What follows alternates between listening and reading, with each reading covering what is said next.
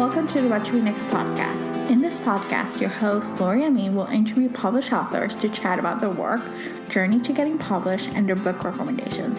If you share a passion for books and always looking for your next read, then join us. Before we get to today's interview, I want to share a bit about one of my favorite Etsy shops. I've been buying stickers and sweatshirts, and I love what she's doing. So let's hear about Queen Bee Reads, and then we're going to get to today's interview with my friend Becca, who wrote a book. And I have to tell you, I've been all the way through this book writing process when she started. So I'm so excited for you to meet her and to hear more about this whole process. Okay, bye. Romance lovers, check out Queen Bee Reads Etsy shop for cute and comfortable bookish apparel, tumblers, and stickers. Use code WhatToRead10 to save. To visit Queen Bee Reads Etsy shop, go to whattoreadnextblog.com/queenbeereads. Hi, Becca. Welcome back. Thank you. It's good to be here. It's good to have you here. So we chatted a couple years ago, and so tell us what you've been up to. Oh my gosh. And I think we actually chatted about the book that I am probably releasing in the next 3 weeks. Yeah. So it's been a wild ride, but I never gave up, mainly because the people that love me and know me didn't let me give up. Yes. I love this. I love the fact, I got to witness your journey, and I think it's so amazing to see the whole process of it. It's not, I ask this question to authors, and it's no one linear process. It's not just you write a book in a month and then you publish it, and you get an agent, you publish it, and you're just it'll be fine. The reality is it's you write and you write and you write, and then you're you put it down, you come back to it, and then you realize is it time? Is it ready? And then it goes to a million thousand revisions, and then when you're ready, it gets published. And it's so funny because I think that the people around me that aren't writers or aren't at all in the book world, they keep asking me when it's going to be released. Mm-hmm. And I think a couple of years ago, I think when I was younger and a little less secure, every time someone would ask me that, I probably would have gone crazy. But I've hit the point in my life where I'm you know what?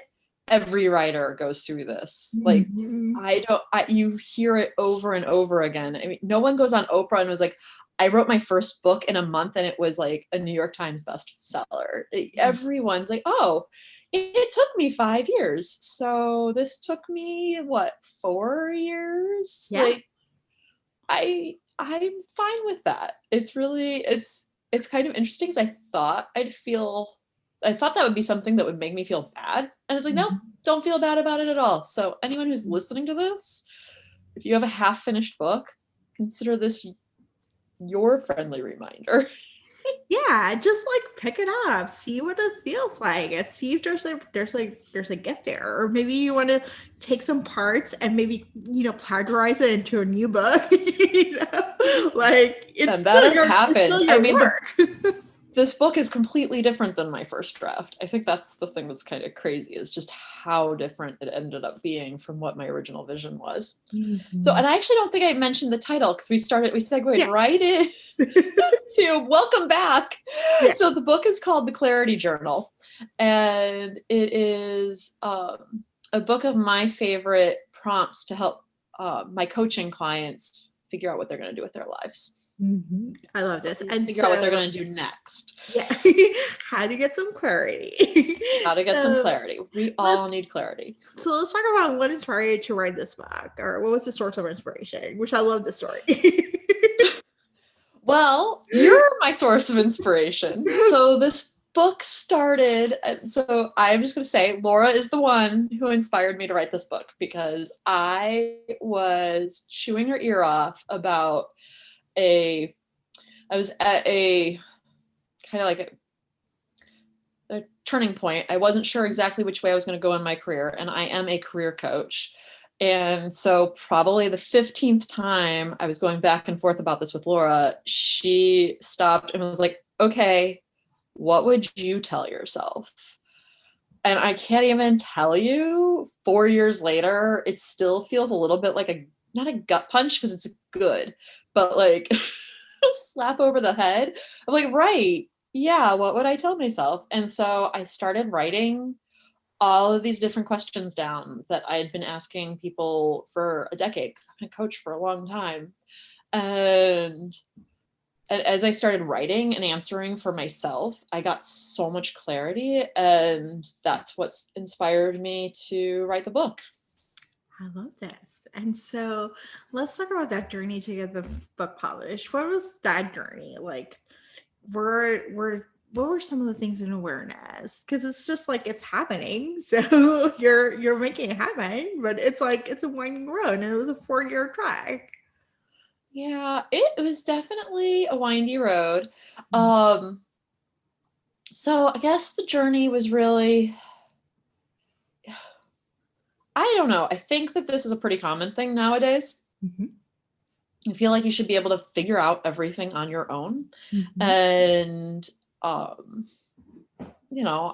did go to college. I haven't gotten a master's degree or anything, but I feel like, hey, I can reasonably write a book.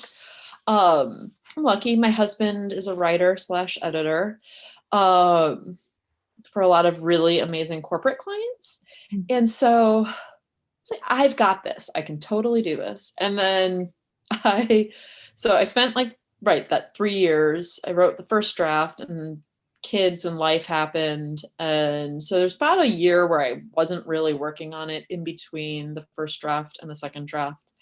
And so I got it all written down.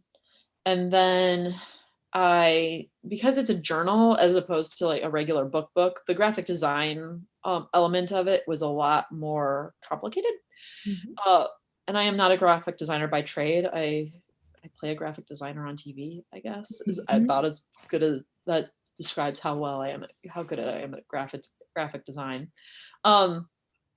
So I got this book, what I thought totally done. And like my husband had edited it, but my husband, as I said, was a corporate editor.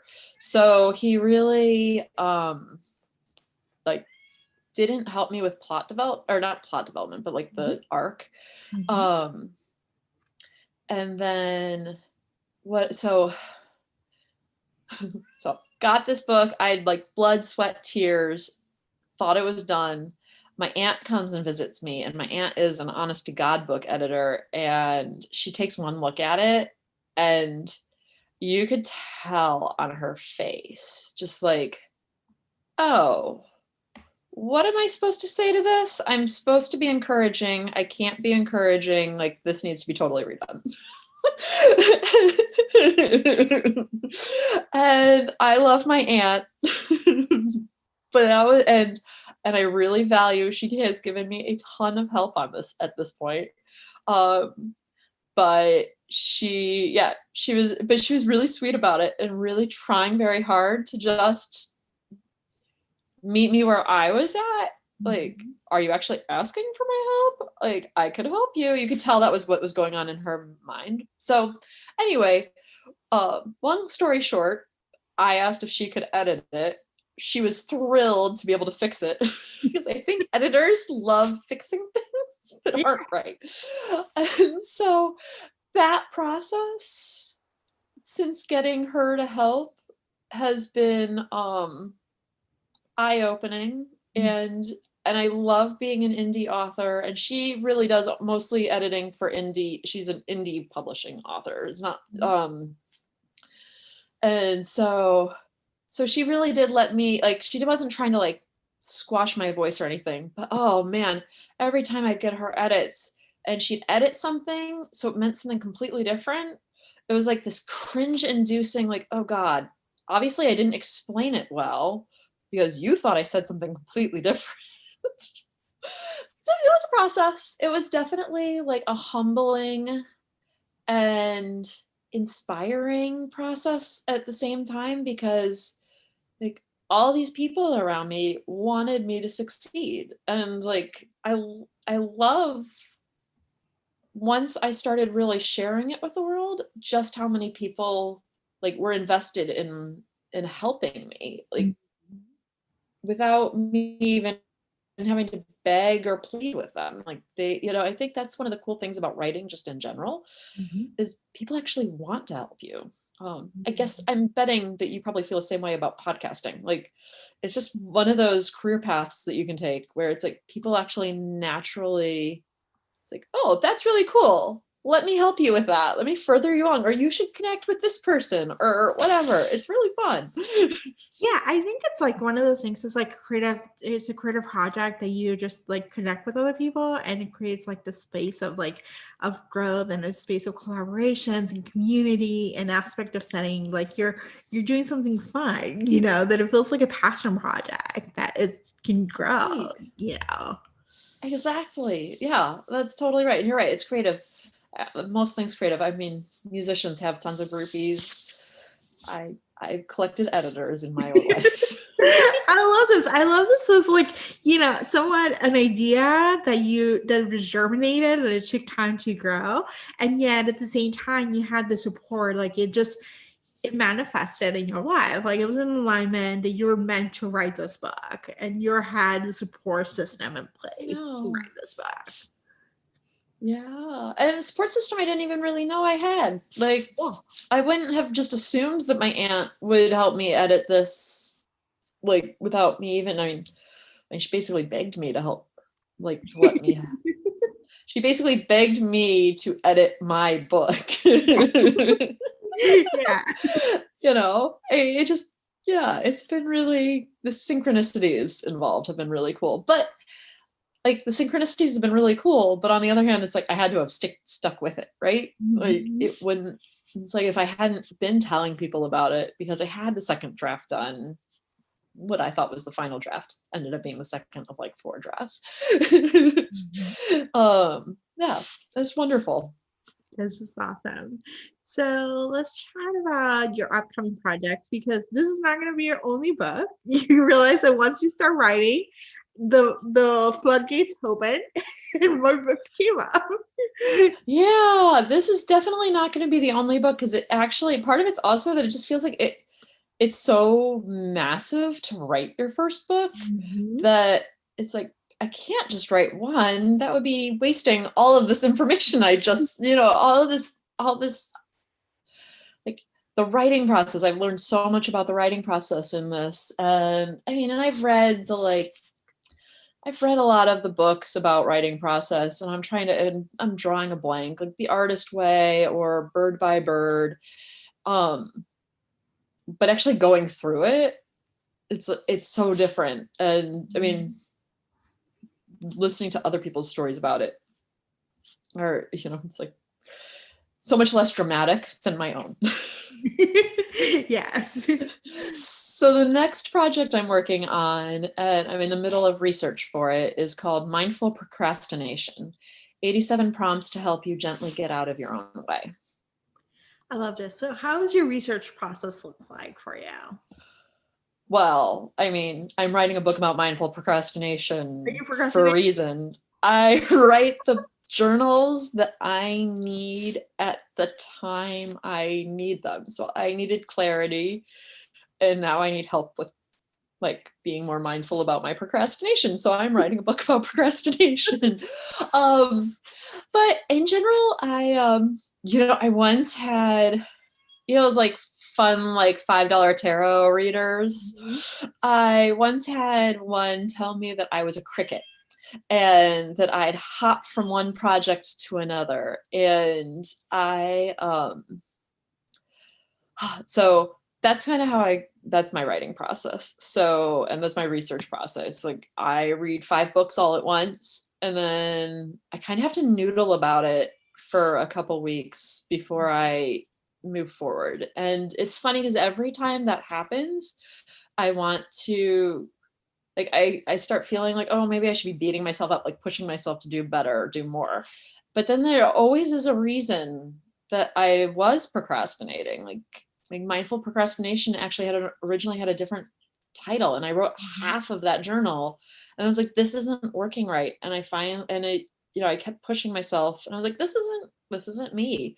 And so then this one came up, and it's like, oh, this is totally me. This is why I couldn't just push through. Like you hear the like commercial, just do it, for Nike. And it's like, well, no, I mean, sometimes you actually need to give yourself space to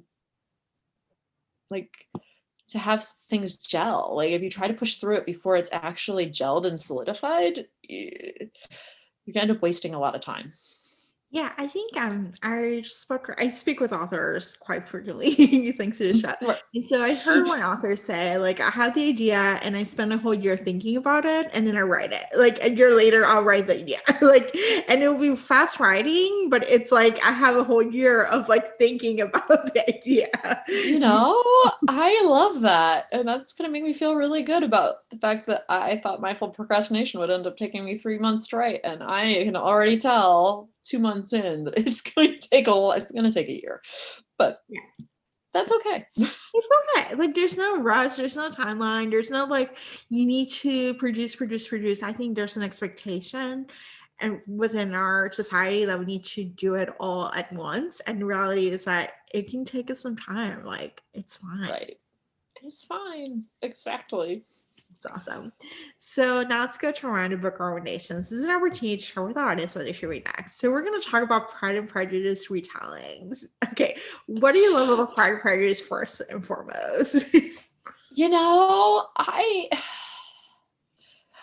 Okay, so I don't know how many kids, I mean, you probably watched a lot of kids programming, like kids TV shows when you were little, but I don't know how much you've watched as an adult.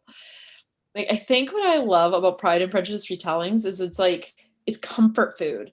Like, it follows a basic premise, but they end up getting, some of them are so clever with how they retell it and how they change it around.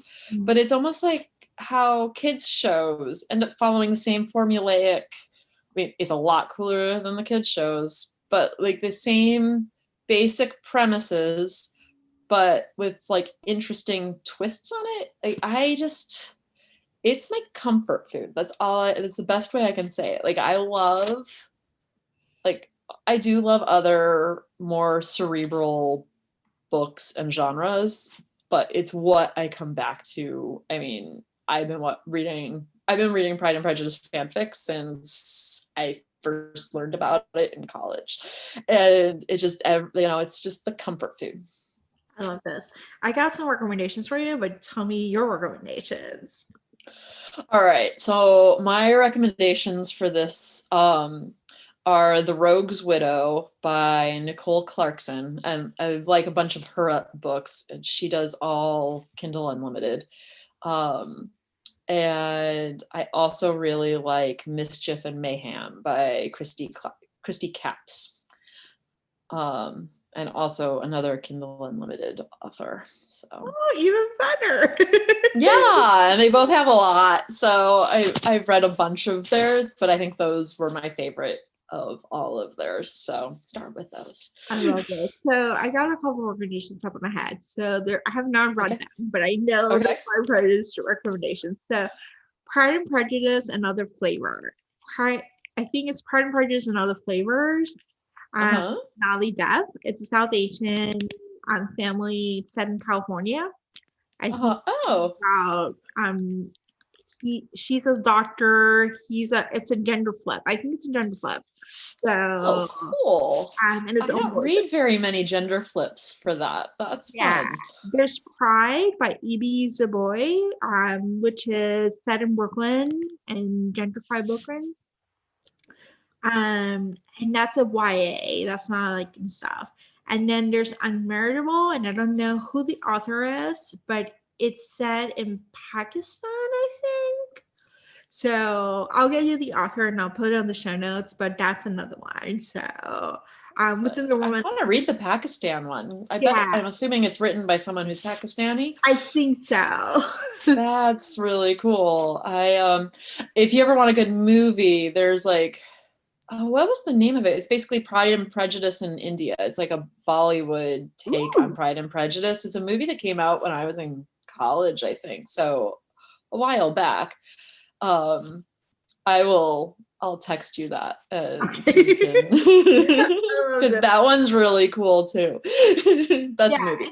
It's always like a new Pride and Prejudice like romance novel that comes up because it's a very, very good retelling. So I'll let you know when they come up. Like if there's perfect that come up.